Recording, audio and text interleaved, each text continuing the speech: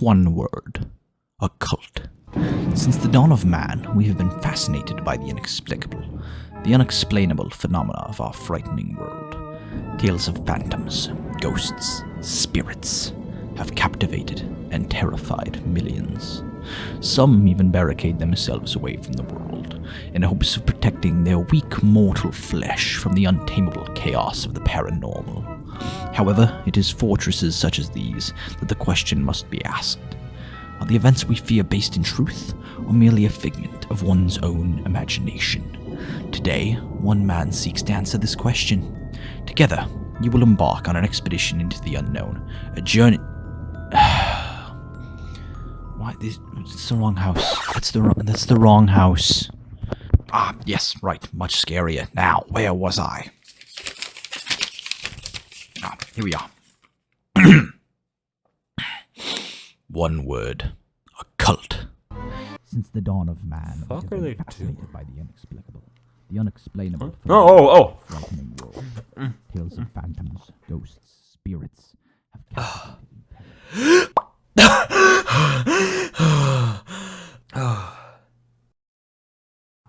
RPG Maker is a series of programs for the development of role-playing games, RPGs, with story-driven elements, created by the Japanese group ASCII, or ASCII. The RPG Maker series was originally released primarily in Japan, but people started to translate and release the software illegally in places like China, Taiwan, South Korea, Russia, and North America, with RPG Maker 2000 and RPG Maker 2003 being the most popular. These two entries will be the main subject of today's talk. These are the most popular versions for a few reasons, not only because they were released around the same time as Adobe Flash, but also because they reached America and the wider world around the same time as anime was becoming mainstream. They were also free. The Big Marsh Corporation is an independently funded organization. We don't condone use of piracy. Also claim the responsibility of themselves alone. Any mark like the ideas of our company. Piracy also is legal and should be addressed. Now, whilst the Western world has created some incredible games using this software, they are not the topic of today's video. No, instead we're sticking with homegrown Japanese games. RPG Maker has a somewhat bad reputation for cheap, unpolished, my first Unity project type games. And whilst all these games are fairly simple, I think it needs to be said that this software gave young developers the tools to tell the stories they envisioned. And although not always, this would lead to some people making some fucking masterpieces, especially the ones I cover today. Also, all of these are spooky, scary games because Halloween. So if you're sensitive to any of these, please remove yourself from the screening immediately. Oh, fuck! So we're gonna go from best for worst, and starting off our list are two games tied last place: Witch's House and Hello Hell O. These games both have their own individual issues that make them terrible, but they both share one glaring flaw. Not what I wanted. I was wanting psychological, campy, shitty little RPG Maker games that are made by like a fucking 14-year-old. But instead these are just like actual games. Witch's House is a puzzle adventure game where you try to navigate a giant old mansion in search of an exit, solving puzzles as you go. Right off the bat, this thing is fucking gorgeous. The pixel art and effects are just oh my god, they're beautiful and are by far the best on this list. Despite releasing alongside like every other game on this list, like this and some other games, they were all released around 2012. However, it did partake in one of the worst trends to ever have graced this earth: random jump scare deaths.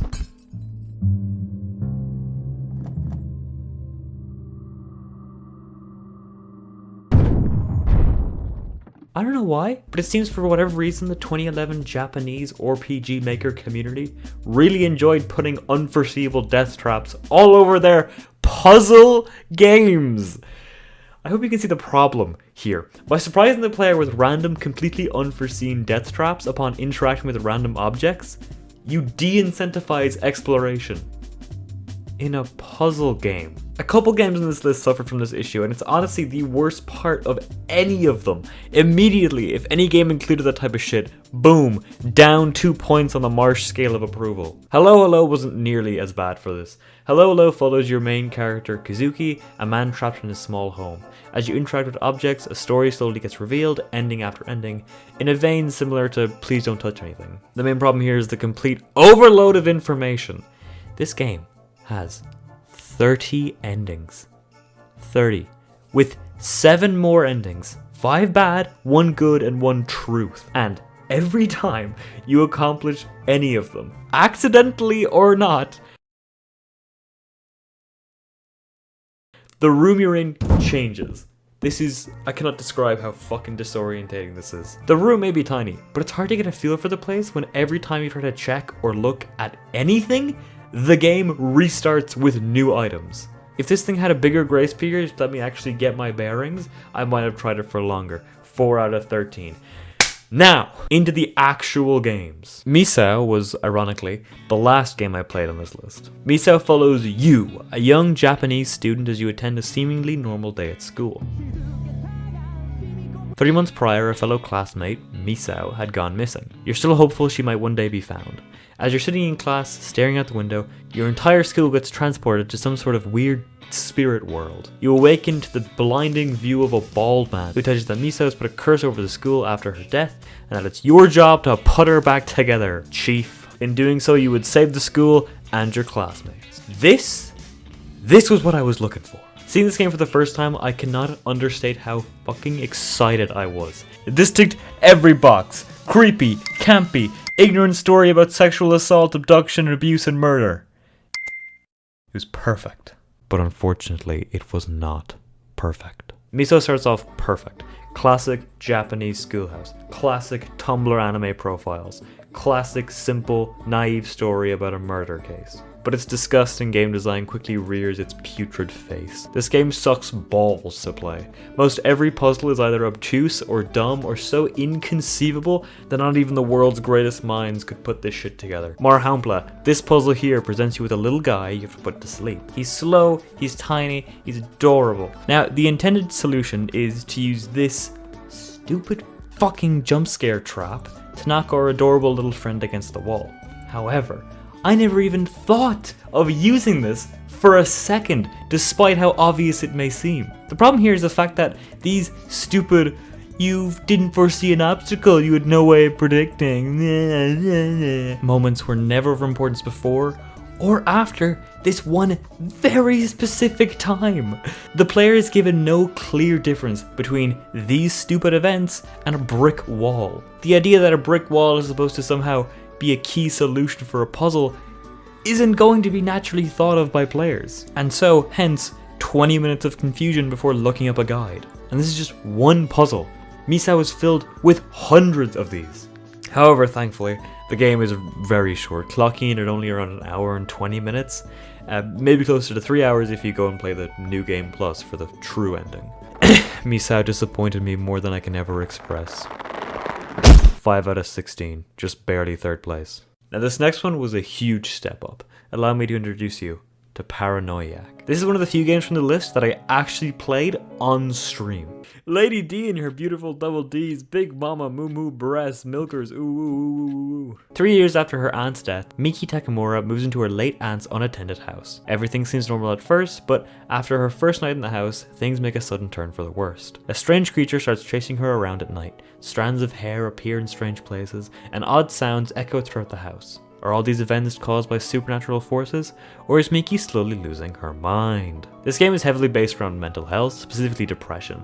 It critiques the ways in which depression can be downplayed and brushed off as nothing of importance. Without spoiling too much, the story is really heartfelt, really showing how the actions of just one person can entirely change another's life.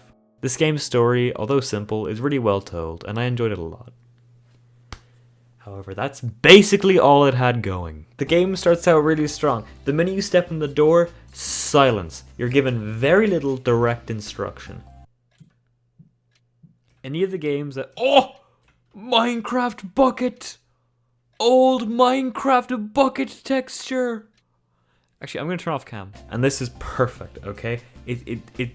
This same tactic is used in the number 1 game on this list, and I loved it there. Another point, the pixel art is beautiful. It's simple, but it's really well done. And same with the profiles. Again, you know, they're not the greatest quality, but they're well done and they're very simple. Some edited real-life photographs at times are also incorporated, and they're always nice to have. Surprisingly, only this game had images like this, which I was very surprised by, but I love these, and they're done really well here. But sadly, apart from that, the core gameplay is balls. The main objective is to look for keys to open doors, to find more keys to open more doors. You end up falling into this pattern of find key, open room, search around for 5 minutes, find a new key, story event, monster chase, sleep, repeat. It's formulaic and boring, and to make it worse, these puzzles can be really, really dumb. Another big issue, the fucking translation. This game can feel as if it's being spat out of Google Translate at times. The dialogue has this weird tendency to not flow, like at all. I can't even say specifically why, it's just like, the wording is really weird. This is a huge issue, seeing as Paranoiac is a story game. Despite some annoying moments though, it's not like unplayable. It just makes you really have to slow down and take in every word. A game made by a Japanese company, released in Japan, translated properly by an American, has wonky translation. This game is peak though, it's really good. Definitely check it out if you get a chance, it's well deserving of a playthrough. Let's say 21/30. Next game. And so finally we arrive at the creme de la creme. Allow me to show you Ebe.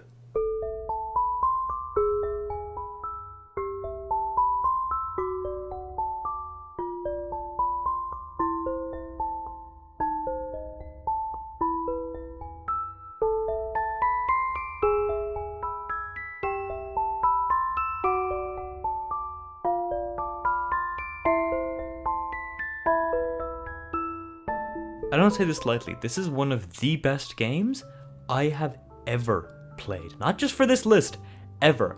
I played Ebe first, it was the first game out of this list that I played, and what a terrible decision I could have made. Oh my god, this game was so good. Oh my god, where do I even begin? Ebe is the story of a young girl, Ebe, who goes with her parents to an art gallery.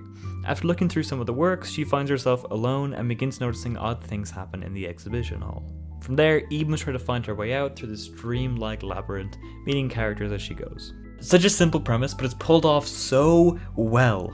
And a big part of this is down to its phenomenal use of show don't tell. For the first third of this game, you are completely by yourself. You are sitting in nothing but silence and the occasional footsteps or text box. That's it. And this is really powerful. Ebe uses this amazing type of environmental horror where everything's just a little bit off. There's no big horror centerpiece or giant threat. Instead, everything just feels a bit off, even from the very beginning. For example, in the first lobby alone, you have blood filling from behind this glass window, a hand banging from a mirror, and that same mirror you see a guy running away as you pass it. It's these really subtle, creepy things where Ebe excels. Also, I'm a complete dumbass and got stuck here for a solid 10 minutes. Listen, if any of you are playing this, which you should be, when the message appears, make sure you read the blue text again, and then the game begins. Okay, don't be like me.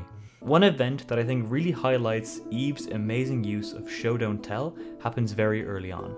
Near the beginning of the game, you're shown a rose on a table in a vase. You're given the option of taking it. If you do, a painting will tell you that you shouldn't steal things, and then as you leave, thief will be spelled out on the floor. Now, I don't know if it's just my instinct, but I immediately ran back and tried to put the rose back where I got it, inadvertently showing me that the rose can be healed in vases, that vases are one use only, and that the rose is going to act like a sort of meter for my health. I got all that information from a random choice I as the player went out of my way to do. That's fucking game design. Who's this funny little guy? This thing is a person. It's 1 pixel tall. Oh, I love this guy. I do have some critiques of Ebe though, even though it is the apple of my eye. It lacks a great sense of overall continuity, if that's the right word to use.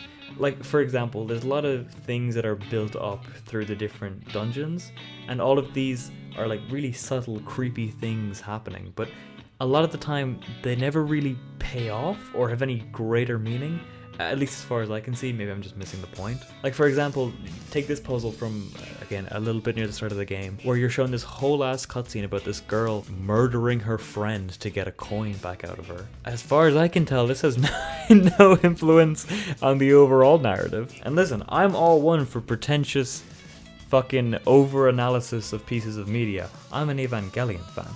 But for some reason, I just feel like there's too many things built up in Ebe that aren't given even the hint of a concrete solution. And maybe that's the point of it, I don't know, but that's just how I felt. And then as well, why is it so tiny? What the Alright, sure.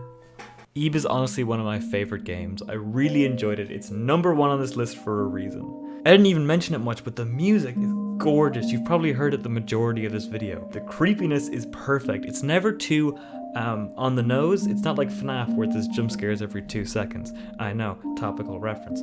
But it's just nice and subtle, and the story is really nice. It really ties everything together, and without saying much, the ending is just, it's perfect. All the multiple endings are just perfect. If there's one game you play from watching this video, it has to be Eve. I recommend it more than anything else. I adored it so much that the second I finished playing it, I went and tried to buy any merchandise I could. Right. Also, yeah, let's look at the Eve remaster. The remaster. Oh, what? What? Oh, it's like beautiful now. There she is. There's Eve. Look at the difference! Okay, so they give you these 2 pretty obvious buttons. Whoa, dude! Korean and Chinese support. Official collections. Ooh, what is this? Eve merchandise. They're adorable! Oh, I gotta get one of these. And you can get 200 yen. What's a yen to euro? Oh, so purchase 2 or more. 44 euros, and that's like, okay, I don't really need these guys. I want these now. I want them now. Also, unfortunately, I never went through on actually buying anything because shipping to Ireland from Japan is so expensive, and it's not worth it for a pin that's like 20 mil by 20 mil or something. It's a very small pin. Thank you so much for watching. I hope you have enjoyed. This video took a lot of work to make, and I'm super proud of myself because I actually got this video done in 2 months, which was like the goal that I set for myself. This is the first video where I've had like an actual like work process, and I've been able to get a video done like in the time that I set aside. And this project would not even have been close to being finished if it was not for the phenomenal help of everyone involved. Huge thank you to all my beautiful voice actors for making this video a little less monotonous. Specifically thank you to Bonk for the intro, and Big Fella and Link for the little skits in the middle. You all were a great help.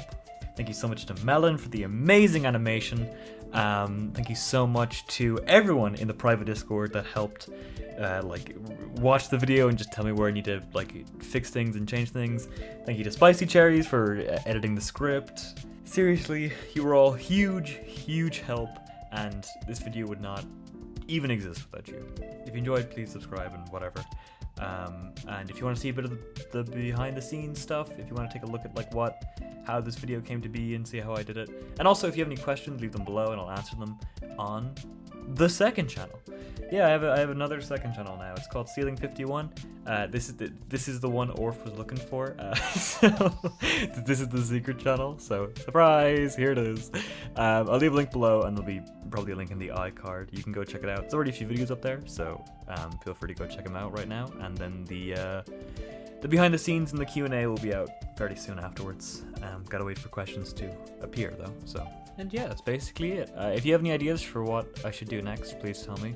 It'll probably be a bit before my next upload, if I'm perfectly honest. I'm in 6th year now, which is my last year of school, so I have a lot of work and tests coming up, so probably going to be a bit of a usual marsh gap between main channel uploads anyway. So yeah, but yeah, I'll keep uploading stuff onto the second channel because those videos are like a lot easier to make. They're like 20 minutes tops instead of 2 months.